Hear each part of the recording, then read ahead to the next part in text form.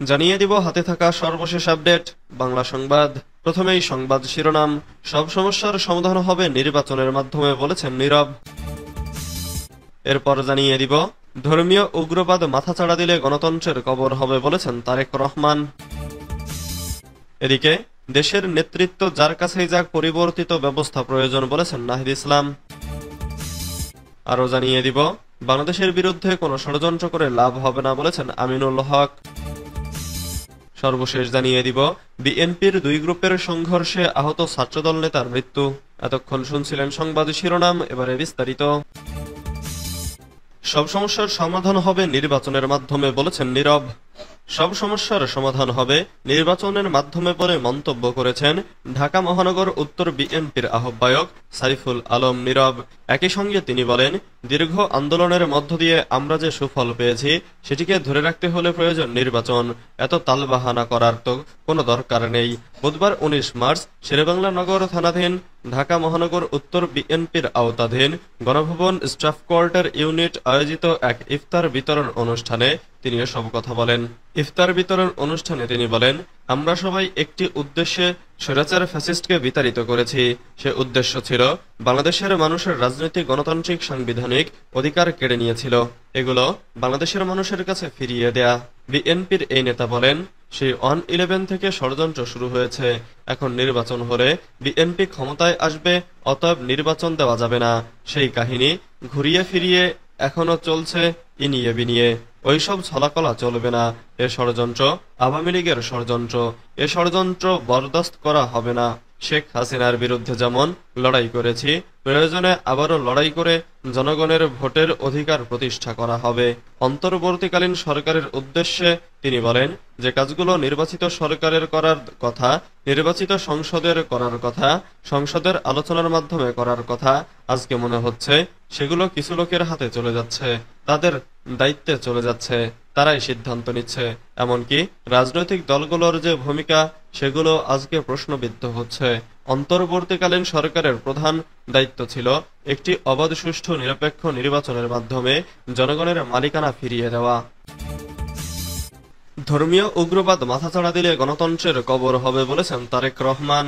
রাজনৈতিক দলের নেতাদের সম্মানে ইফতার মাহফিল করেছে বাংলাদেশ জাতীয়তাবাদী দল বিএনপি।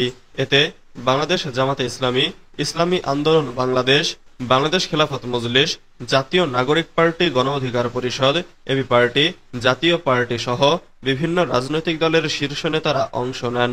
বুধবার রাজধানীর ইস্কাটনের লেডিস ক্লাবে বিএনপির ইফতার মাহফিলে প্রধান অতিথি হিসেবে লন্ডন থেকে ভার্চুয়ালি যুক্ত হন দলটির ভারপ্রাপ্ত চেয়ারম্যান তারেক রহমান। ইফতারকে কেন্দ্র করে ইস্কাটনে রাজনৈতিক দলের নেতাদের মিলন মেলায় পরিণত হয়। এ সময় অন্তর্বর্তীকালীন সরকারের উদ্দেশ্যে তারেক রহমান বলেন, ধর্মীয় উগ্রবাদীদের অপতৎপরতা এবং চরমপন্থা নিয়ন্ত্রণে ব্যর্থতা পরিচয় দিলে উগ্রবাদী জনগোষ্ঠী এবং পরাজিত অপশক্তি দেশে পুনরায় গণতন্ত্রের কবর রচনা করবে। অপরদিকে গণতান্ত্রিক বিশ্বে ইমেজ সংকটে পড়তে পারে বাংলাদেশ। দেশের অসাম্প্রদায়িক গণতান্ত্রিক চরিত্র সমুন্নত রাখতে চরমপন্থা এবং ধর্মীয় উগ্রবাদী অপশক্তিকে প্রতিহত করতে হবে। পাশাপাশি গণহত্যাকারী পলাতক মাফিয়া চক্রকে যেকোনো মূল্যে বিচারের সম্মুখীন করার মাধ্যমে বাংলাদেশে গণতান্ত্রিক বিধি ব্যবস্থা শক্তিশালী করতে হবে। বিএনপি সহ গণতন্ত্রের পক্ষে শক্তির আগামী দিনের রাজনৈতিক বন্দোবস্ত এটাই। দেশের নেতৃত্ব যার কাছে যাক পরিবর্তিত ব্যবস্থা প্রয়োজন বলেছেন নাহিদ ইসলাম। জাতীয় নাগরিক পার্টি এনসিপির আহ্বায়ক নাহিদ ইসলাম বলেছেন, বাংলাদেশে এখনো ফ্যাসিবাদী শক্তি ও তার দোসররা বিভিন্ন জায়গায় রয়ে গিয়েছে। আমরা যেটা বলেছি, ফ্যাসিবাদী সিস্টেমটা পাল্টাতে হবে। বাংলাদেশের নেতৃত্ব আগামীতে যার হাতেই যাক না কেন একটি পরিবর্তিত ব্যবস্থা প্রয়োজন। দেশের ভবিষ্যৎ রাজনীতির গতিপথ নিয়ে নাহিদ ইসলাম বলেন, অংশগ্রহণমূলক নির্বাচন করার মতো, দেশের মানুষকে প্রতিনিধিত্ব করার মতো রাজনৈতিক দল বা পক্ষ বাংলাদেশে রয়েছে।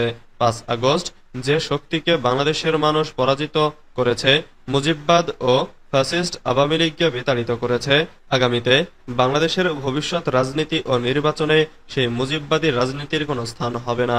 এনসিপির আহ্বায়ক বলেন, একটি বিচার প্রক্রিয়া চলমান আছে, সেই বিচারের আগে প্রশ্নই ওঠে না। আমি রাজনৈতিক দলের প্রতি এই আহ্বানটাও রাখব যেন এই বিষয়ে আমরা একটি রাজনৈতিক ঐকমত্যে আসতে পারি। আমরা সবসময় এমন এক বাংলাদেশ প্রত্যাশা করেছি যেখানে রাজনৈতিক শক্তিগুলো তাদের মধ্যে মতপার্থক্য থাকবে, নীতিগত পার্থক্য, সমালোচনা থাকবে, কিন্তু সবাই একসাথে বসতে পারবো, আলোচনা করতে পারবো দেশের স্বার্থে, জনগণের স্বার্থে।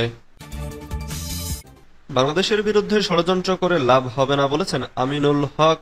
বাংলাদেশের বিরুদ্ধে কোনো ষড়যন্ত্র করে লাভ হবে না উল্লেখ করে বিএনপির কেন্দ্রীয় ক্রীড়া বিষয়ক সম্পাদক, ঢাকা মহানগর উত্তর বিএনপির আহ্বায়ক আমিনুল হক বলেছেন, দেশের মানুষ ঐক্যবদ্ধ রয়েছে। বিদেশি প্রভুদের সহযোগিতায় স্বৈরাচার আওয়ামী দোসররা ষড়যন্ত্র করলে বাংলাদেশের মানুষের ক্ষতি করতে পারবে না। তিনি বলেন, স্বৈরাচার মুক্ত এ স্বাধীন বাংলাদেশে আজকে আমরা স্বস্তির নিঃশ্বাস ফেলছি। এই স্বস্তির নিঃশ্বাসের ভিতরে কতিপয় ষড়যন্ত্রকারীরা, দুষ্কৃতকারীরা, আওয়ামী স্বৈরাচারের দোসররা বাংলাদেশ এবং বাংলাদেশের মানুষের বিরুদ্ধে ষড়যন্ত্র করে বেড়াচ্ছে।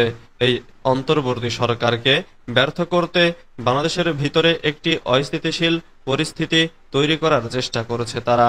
এ সময় তিনি বলেন, গত 17 বছর পর আমরা প্রথমবারের মতো উন্মুক্তভাবে কোনো খোলা জায়গায় বসে ইফতারির আয়োজন করতে পারছি। ওই সময় আমরা উন্মুক্তভাবে কোনো জায়গায় বসে একত্র হয়ে সভা, মিটিং, এমনকি দোয়ার অনুষ্ঠানও করতে পারিনি। স্বৈরাচার সরকার আমাদেরকে করতেও দেয়নি। বিএনপির দুই গ্রুপের সংঘর্ষে আহত ছাত্রদল নেতার মৃত্যু। সিরাজগঞ্জের চৌহালি উপজেলার এনায়েতপুরে ইফতার মাহফিলকে কেন্দ্র করে বিএনপির দুই গ্রুপের সংঘর্ষে আহত ছাত্রদল নেতা কবির হোসেন মারা গেছেন। বুধবার 19 মার্চ ঢাকার একটি বেসরকারি হাসপাতালে চিকিৎসাধীন অবস্থায় তিনি মারা যান। নিহত কবির হোসেন উপজেলার সাদিয়া চাঁদপুর ইউনিয়নের 2 নম্বর ওয়ার্ড ছাত্রদলের সাবেক সভাপতি। এর আগে মঙ্গলবার 18 মার্চ সন্ধ্যায় সাদিয়া চাঁদপুর সরকারি প্রাথমিক বিদ্যালয়ের সামনে ইফতার মাহফিলকে কেন্দ্র করে দুই গ্রুপের সংঘর্ষে 8 নেতাকর্মী আহত হয়। এর মধ্যে কবির গুরুতর আহত হন। এনায়েতপুর থানার ভারপ্রাপ্ত কর্মকর্তা ওসি রওশন ইয়াজদানি বলেন, মঙ্গলবার সন্ধ্যায় দুপক্ষের মারামারির ঘটনায় ঢাকায় চিকিৎসাধীন অবস্থায় একজন মারা গেছেন। পুলিশ ইতোমধ্যে ঘটনার তদন্ত শুরু করেছে। থানায় এখনো কোনো অভিযোগ আসেনি। অভিযোগ আসলেই সেটাকে মামলা হিসেবে নেওয়া হবে। এ ঘটনায় আইনগত ব্যবস্থা গ্রহণ শেষে মরদেহ স্বজনদের কাছে হস্তান্তর করা হবে।